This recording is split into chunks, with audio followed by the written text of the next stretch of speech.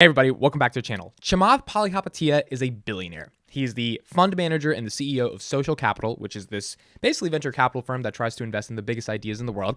He is a part owner of the Golden State Warriors and overall a public figure that is well known in the investing and finance community. Now, Chamath is someone who really tries to invest in big ideas. And when I mean big ideas, I mean he tries to think outside of the box and try to get people and tries to get people to really think of the world in a fundamentally different way. I don't know if I would call him visionary, but I definitely think Chamath would see himself as visionary based upon the statements and public things that he has said.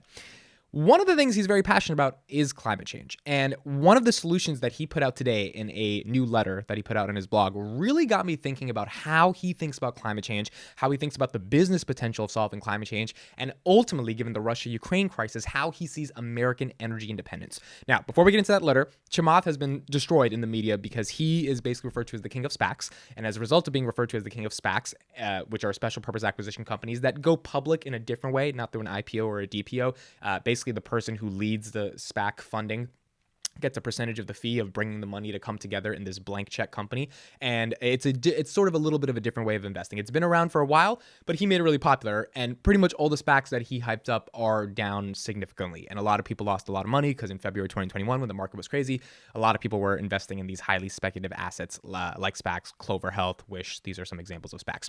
So he's been getting destroyed in the media, but one of the solutions he brought up today is really interesting, and I wanted to read through it and sort of understand and give my perspective and also understand also ask what you guys think of it. The cure to America's energy woes is staring us in the face, why solar is the obvious answer to immediate energy security. So let's read through this a little bit, and then let's talk about what argument he's going for. So this is written by Chamath and Chris Kemper. Chris Kemper is the CEO of a solar energy company, which kind of gives you a hint of why they are articulating this argument, but I think this argument has some credibility. America's energy policy is broken. What may have been obvious to a few people just weeks ago has now been laid bare for all Americans. By blocking the expansion of domestic oil and natural gas, threatening to roll back incentives for solar, and insufficiently demanding utilities to upgrade their decrepit grid infrastructure, America yet again finds itself energy dependent on a group of actors that includes the like of Russia, Saudi Arabia, Qatar, with talks of adding Venezuela and Iran to the mix. He's mentioning the fact that we don't have energy policy, we don't have energy independence, so we're relying on all these other actors that we tend to not agree with philosophically from a human rights perspective. To make matters worse, leaders of Saudi Arabia and the UAE recently declined requests to speak with President Biden, citing American policy in the Middle East. Are these the countries we want to rely on for our most precious resources, a resource that directly impacts our productivity and comfort? The obvious answer is no. Americans will pay the price until we fix it. By some accounts, many U.S. cities could see sustained average gas prices of up to $5 per gallon. Beyond the immediate impact to consumer spending and consumer confidence, history has shown that when energy spikes by this magnitude in such a short order, the U.S. economy typically enters in a recession. And he is absolutely correct about that. 2008 is the best example. How did the most sophisticated economy in the world find itself in such a vulnerable position, and what can we do about it? And to be honest, before we continue, that does make me annoyed. The fact that the United States is the greatest democracy and economy in the world, and we are so reliant on these third parties that really do not vibe with us philosophically from just a democracy perspective and, the way they treat their citizens. It's like, it kind of sucks that we're in this position, and there is some reasons why, and let's talk about why. A problem decades in the making. After the Gulf War, the U.S. took deliberate measures to reduce our dependence on foreign oil. In large part, this resulted in tapping America's substantial shale reserves to extract natural gas from the earth via a process known as fracking. For a while, domestic shale received its purpose, but like the burning of other fossil fuels, it comes with a range of negative environmental externalities. These are things that happen that you didn't expect would happen as a result of doing something. That's the nature of what an externality is. This caused both the U.S. government and capital markets to run headfirst into a set of environmental priorities that quickly made shale an unsustainable long-term solution. While this was a laudable outcome in the context of climate change, it came without a strategy to replace this lost energy supply. Meanwhile, America's utilities were also playing their part. By bowing to uninformed and unscientific bullying about the evils of nuclear energy, they ran to decommission our nuclear energy capability, which data shows is actually cleaner and safer than any hydrocarbon. Basically saying that American utilities and the sort of climate change agenda destroyed our ability to actually create cleaner and safe energy because of political priorities.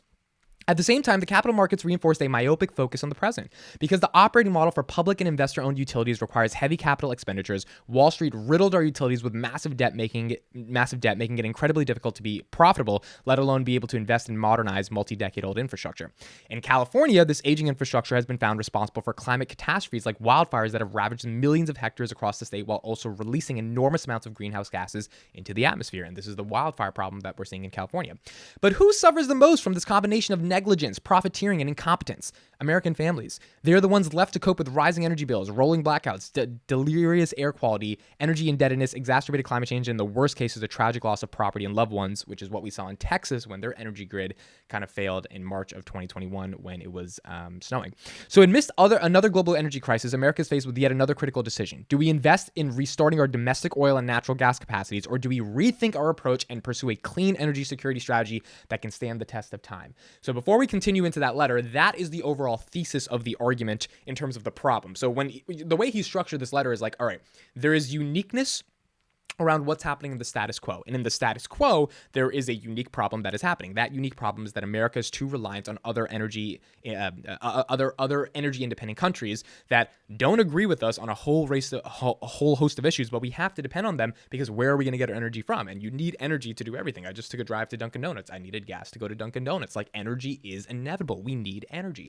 So the reason we've been working with Russia for so long is because they were giving us a good deal on energy, and Europe was happy to take 50% of their energy from Russia. What we've seen from a geopolitical perspective is that doesn't work anymore, because at this point, when Russia wants to do something that is unacceptable to most of the international community, and I say most for a reason, at that point, we have to stop cutting off our dependence on them, because if we keep our dependence on them, their values will overdetermine and impose our ability, our meaning like democratic countries, to do anything meaningful, because they control the basis for our economies to survive, which is energy. Energy is that basis.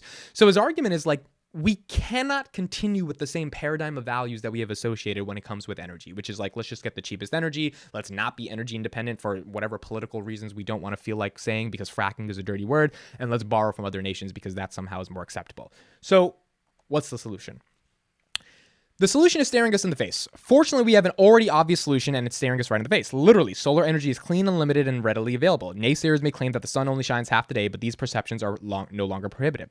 Solar is just one part of the clean technology value chain that can transform the energy landscape. By integrating an on-site battery storage, it is available for all solar-powered homes to operate independent of the grid, and he's talking about the energy grid. This combination makes solar a viable option for 70% of American households. Importantly, under this model, an individual home or neighborhood becomes its own mini utility and is no longer relying on a failing electric grid. For example, if solar had been in place during the 2021 Texas power crisis, we could have potentially avoided statewide outages that led to hundreds of deaths and approximately $200 billion in property damage. It's also worth noting that a decentralized solar grid will do absolute wonders for the climate, and I agree with him on this point very deeply. Today, the U.S. power sectors account for 27% of U.S. gas emissions. A mass transition to solar would not only significantly decarbonize our power grid, that's really good, but it would enable other sectors to decarbonize as well, such as transport and commercial buildings, which are huge elements of greenhouse gas emissions. If all of our residential houses in the United States, which are hundreds of millions of houses, changed to solar energy, it would create incentives, structures, jobs, all these different things for other industries to also be able to convert, which would essentially have like spillover effects on how U.S. greenhouse gas emissions are implemented.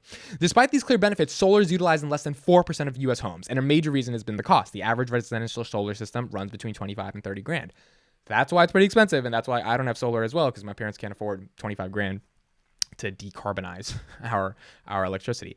A big contributor to the cost problem are the solar companies themselves. Residential solar providers are more or less construction companies. Some of their biggest expenses items are the panels and labors, which means they're highly levered and low margin. In order to be profitable, many of them have resorted to selling financing products to customers, almost like car dealerships, right? If you're not making a profit off the car, because cars are typically low margin, unless you're like Tesla, I think they have like a 30% margin, then you have to sell financing products, which is like pay me an interest rate. So like, for every car you sell, you make $1,000 after 5 years from the interest rate. So if you sell 50 cars in a month, you made $50,000. That's kind of like the model. Neither of these business models scale efficiently, making mass adoption cost restrictive. But the residential solar model doesn't need to exist this way. By isolating and removing many of the soft costs, a solar power company can operate akin to a software business, and as a result, provide a cheaper product to consumers. So he's saying that there's a gross margin that could be associated with solar, very similar to companies like Palantir that have 80% gross margins. Then he puts a disclaimer. Polymeter operates a distributed model and claims to be less expensive than competitors, which is the CEO that also wrote this article. Make solar affordable for everyone. Whether smartphones or electric vehicles, history shows that for any product, as prices go down, adoption goes up. But time is not a luxury we can afford, particularly with wars being waged and climate change proceeding at an unrelenting rate. He's talking about economies of scale. So when you have a lot of a product and a lot of people want it, the cost to produce it becomes extremely cheap. And as a result of that, the cost to buy it also becomes significantly cheaper. So why not make the biggest infrastructure investment of our time to achieve energy security? This is his solution. Assuming the high end of $30,000 per household for solar panels and battery storage, It would cost $2.1 trillion for the U.S. government to fund residential solar across the country. So he wants the entire U.S. federal government to skip the sort of Build Back Better America plan that the Biden has and put $2 trillion into just getting the entire energy grid in the United States to be solar. Taking it one step further, the federal government could also direct hundreds of billions towards the manufacturing of the panels themselves, transforming a no-nascent industry into a domestic powerhouse. That would create a lot of jobs. In other words, for roughly the same amount of President Biden's Build Back Better package, America will be completely energy independent and nearly every household will get energy for almost free. Not to mention the millions of jobs that we created from domestic manufacturing to sales to installation to maintenance. The bottom line is that we can no longer wait for the perfect solution. The right solution is here. And while we implement solar over the coming years, we can refocus future capital investment on the next leap in energy technology. Now, it's important to understand that Chris Klemper, the CEO of Palmetto, if we go to their website right here, here's their website. Obviously, this letter is going to be beneficial to them because let's say Biden reads this and he's like, that's it. We got to put $2 trillion into solar energy, solar panels. Everyone's got to go solar. Companies that produce solar panels, companies that provide the financing for that, companies that provide the marketing and sales for that, companies that do the end-to-end solutions. I mean, companies like Palmetto that do all these services, panel cleaning, pest abandonment, removal, reinstallation, battery storage installation, maintenance and repair, troubleshooting. These guys will make a lot of money, which means Chamath, as an investor, will make a lot of money as well. So as you can see on this website, there's a bunch of different services that they ultimately offer, and their whole goal, obviously, is to transition the world into a solar power world. Now, here are my overall thoughts. I think this is not the worst idea in the world. The federal government spending $2 trillion, that in an inflationary time is probably not the best idea. It's why it's good. We probably haven't passed the Build Back Better plan until we get inflation under control. But nonetheless, like America doing something proactively to transition us from a carbon-based economy that is essentially relying on other countries to be able to do anything we want to do in the first place into a solar-based economy where that would create hundreds of thousands of jobs, honestly millions of jobs, and would allow us the incentive to potentially decarbonize other industries. That is a good thing in my opinion. The question is how we get there. Do we let the free markets do it? Do we let the government impose this $2.1 trillion? I mean, at some level with solar energy, because oil and gas has such a mainstay on how people are consuming energy and the sort of business incentives that are there, it is very difficult without governmental subsidies to be able to incentivize this type of transition. I mean, this is the whole reason why Tesla was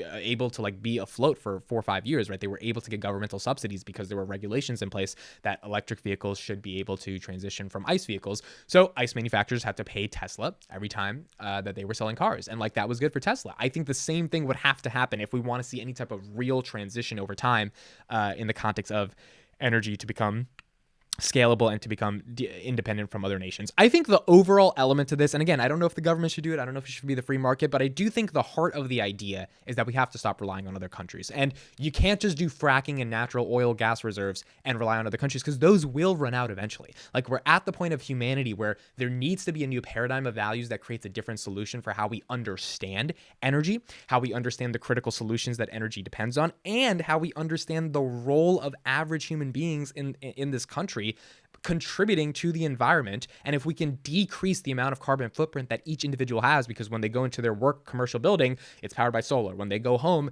it's powered by solar, or it's powered by nuclear. It's powered by some type of renewable energy source that is able to be stored via an energy storage service. And a lot of that technology is being created right now. In fact, Palantir invested in one of those services, which I'm going to do a video on soon.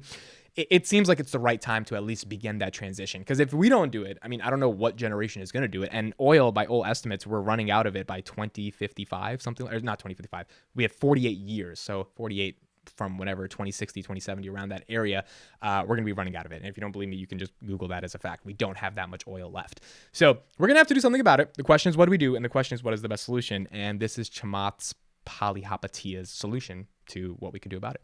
Let me know your thoughts in the comments. What do you think? Should we actually reduce our dependence on other countries? And should we impose $2.1 trillion of spending to completely make America solar? Let me know your thoughts. Looking forward to reading them. I'll see you guys in the next one.